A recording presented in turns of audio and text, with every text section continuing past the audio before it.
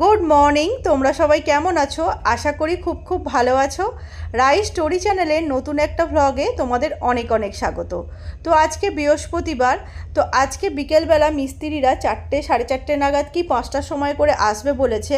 একটা ছাদে বেদি তৈরি করে ওই তুলসী মন্দিরটা তৈরি করবে। তো আজকে আমি সকালবেলা রান্না করে নিয়েছি শুক্তো, আর করে নিয়েছি দেখতে পাচ্ছ গন্ধরাজ পমফ্রেট।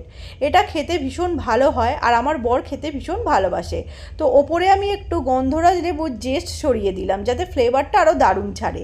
তো এটা দিয়ে অনেকখানি ভাত খাওয়া হয়ে যায়। তারপর আমি তোমাদের বিকেলবেলা নিয়ে যাব ছাদে। এই দেখো এখন বাজে 5টা।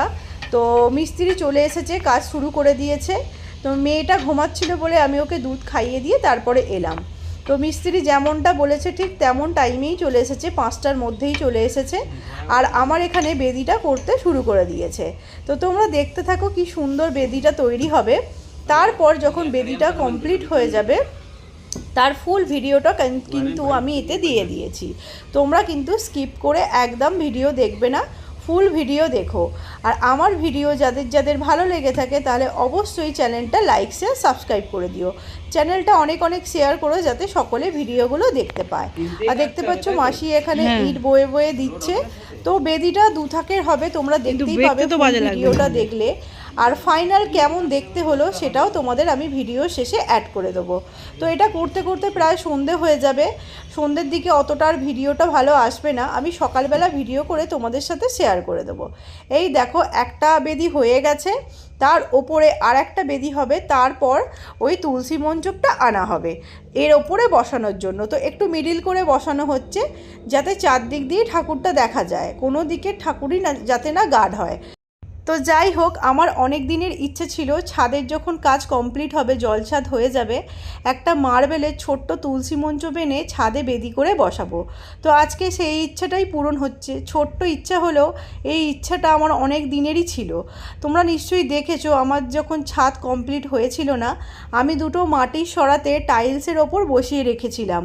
তো আমি তখন থেকেই মনে মনে ভাবতাম যে আমি যখন তুলসী মঞ্চপটা কিনবো তো ওই সম্পূর্ণ ওটা আমার জমানো টাকা থেকেই কিনবো। তো যাই হোক, সেই ইচ্ছেটা আমার পূরণ হয়েছে। এই তুলসী মঞ্চপটা আমি কিনেছি সম্পূর্ণ আমার জমানো টাকা থেকে। তো তোমরা দেখতে থাকো ভিডিওটা, আশা করি ভিডিওটা তোমাদের ভীষণ ভালো লাগবে। তো দেখতে পাচ্ছ কি সুন্দর তৈরি করছে।